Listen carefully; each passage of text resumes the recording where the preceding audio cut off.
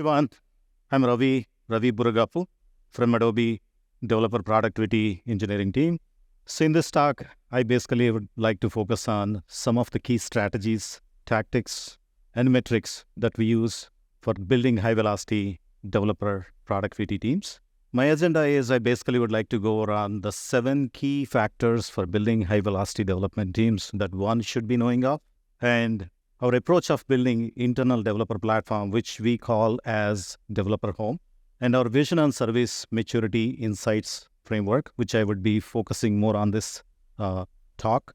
And if time permits, we'll go around the goals of Gen AI adoption for developer productivity strategies, and of course, the key takeaways. So the 7 key strategies are enable the developers with the unified developer platforms and end-to-end integrated developer workflows, and empower them with best-in-class tools, and very importantly, infusing the robust product management across the services and experiences of an organization and the projects and the initiatives, and precisely define and measure what truly matters for developer velocity and experience to measure in terms of the metrics part.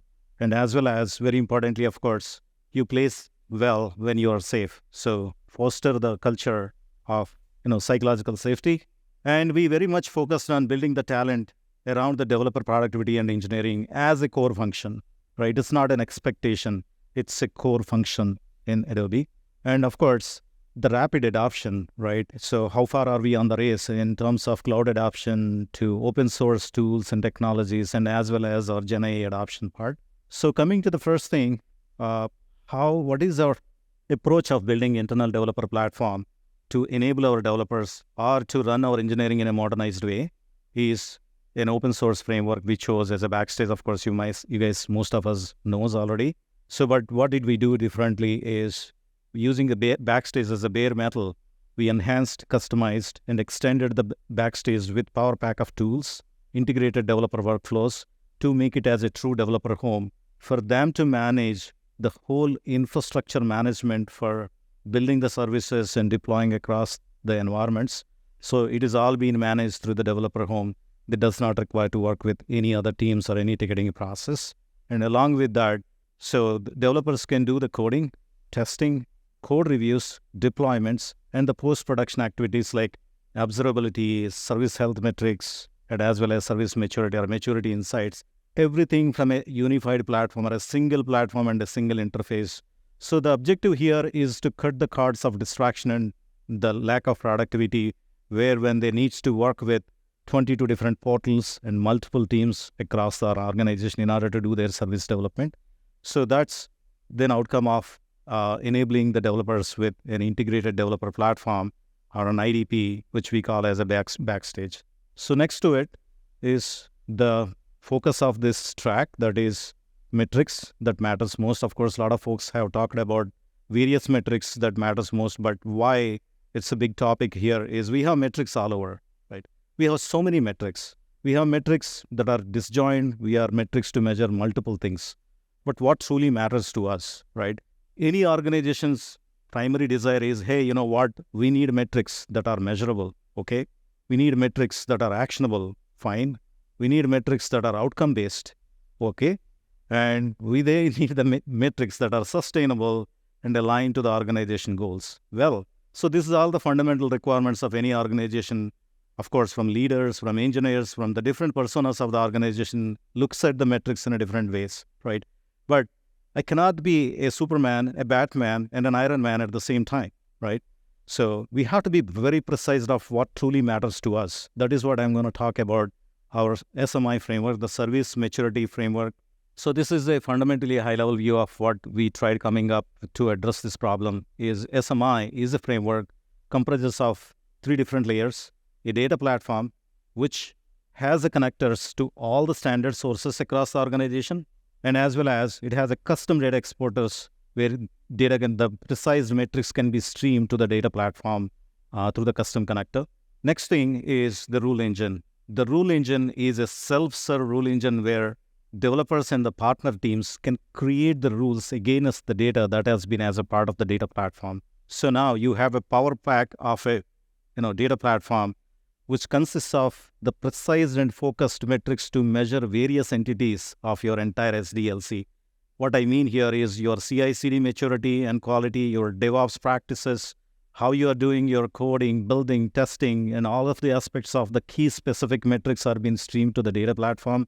Along with that, securability. How do you measure the securability? Cost efficiency. I'm talking about the cloud cost efficiency, right? And observability. Various paradigms that an organization focus and what could be the truly matters to the developers. And how do you make a service owner or an engineer responsible for the maturity and the quality of the services encompassing of all these metrics? So the data platform has all these precise metrics, and the rule engine is a self-serve UI and configuration based. Any team, any partner team can create the precise rules against the metrics that they are matters to them, and they would like to see an improvement on that.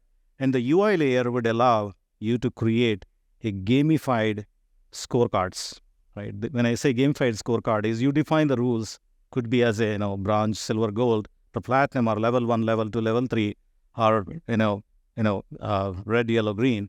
So to understand where their services are standing on that specific measures against the metrics, the real-time metrics against the service. This is a service-centric platform.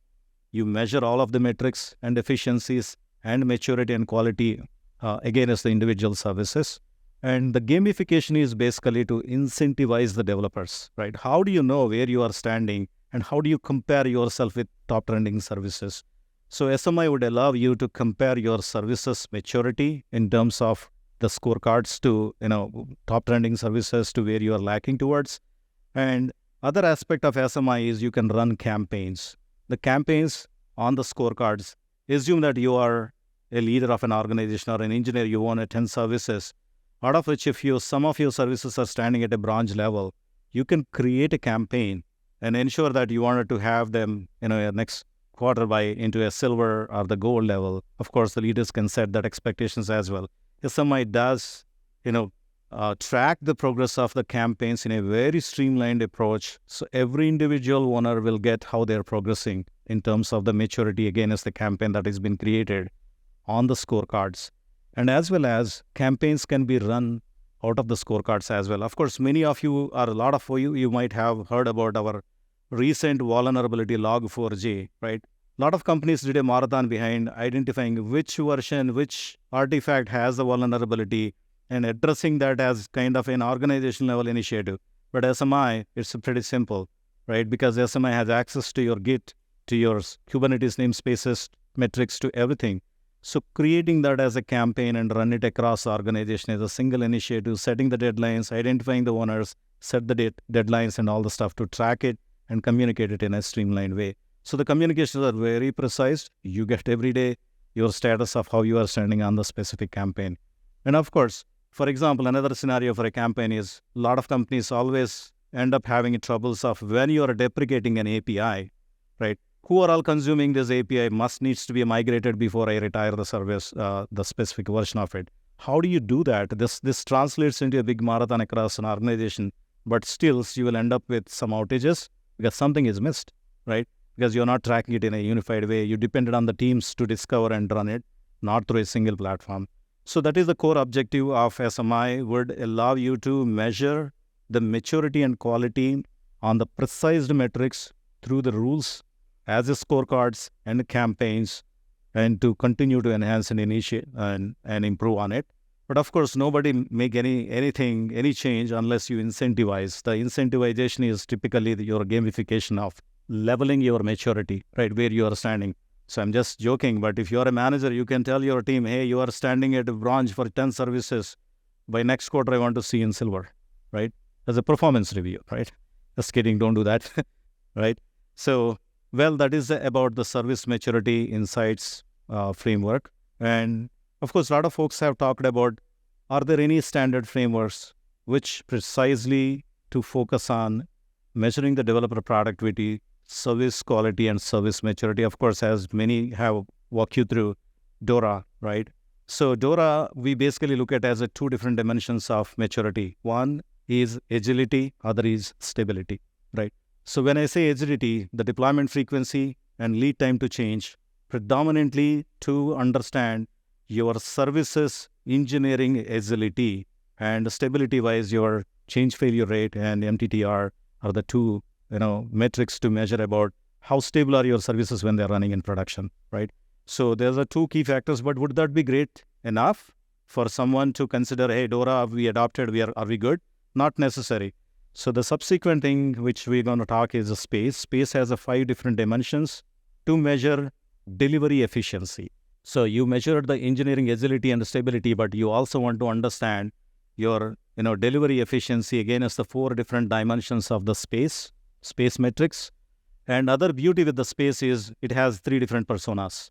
You can measure the SPACE again as an individual engineer or the developer, or you can measure the SPACE. The SPACE is for delivery efficiency and developer experience and satisfaction, right? You can measure against a team which runs a project or a system that encompasses teams of teams. SPACE metrics can be measured to understand the delivery efficiency. So DORA and SPACE are to complement each other, not to contradict each other, to understand your delivery efficiency and as well as your engineering agility and stability part. But guess what? This does not suffice.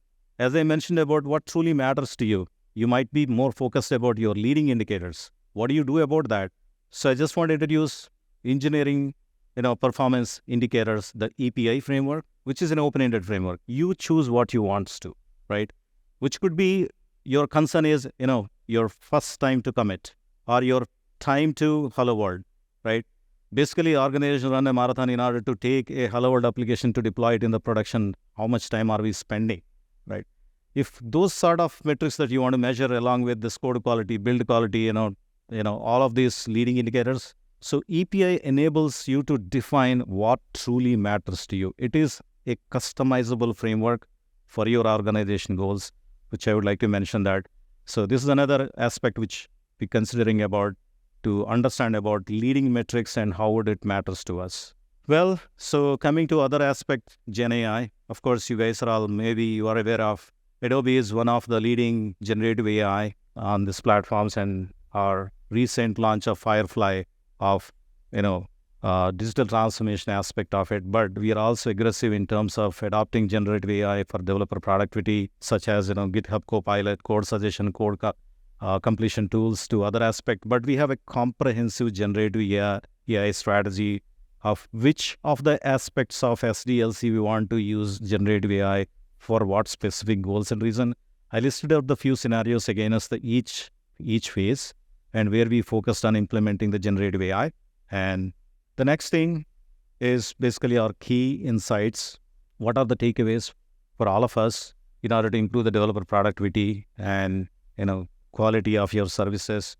So it's essential to have a unified developer platforms where you can disconnect the cards of distraction of your developers to go around, hop on and hop off against various tools and platforms and working with the teams in a workflow way. So having a unified platforms would enable your developers essentially to work on a single interface, their end-to-end infrastructure management to their coding, building, testing, deployment, to code reviews, to post-production aspect. And of course, everybody has metrics, but very important aspect which we need to ensure is, are we benchmarking our metrics? Are the metrics are benchmarkable, right? So this is a super important, unless if you're defining a metric that must need to have a benchmark. And it's super crucial to look at the leading indicators, not the trailing indicators. So DORA I would not consider as a leading indicator, right? It's a derived indicator. So you always have to focus on what would be those leading indicators, because that is where actually you can actually bring transformation, right? That is actually what you can change, right? And as well as what truly makes the developers more productive is you need to institute team dynamics, norms on who is responsible for what would be their fundamental activities and what they're the expectations. Defining those would be super critical to be a team or an individual to be more productive. And of course, we are in the era of generative AI, and there are a lot of tools out there covering end-to-end aspect of software development lifecycle to enable the developers. So we have to be very strategic. So there is a saying, one of my leader always talk about, where is the fine line for generative AI? When it comes to the newer technologies, am I within the line? Am I crossing the line? How do you know, right?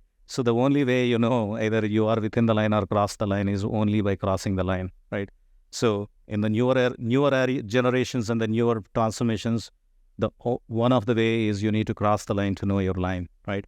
So of course, and the other thing is not just continue to have the expectations of developers to be more productive, deliver more high quality code, but focus on developer experience. What sort of experience and enablement are we creating for our developers is super most important.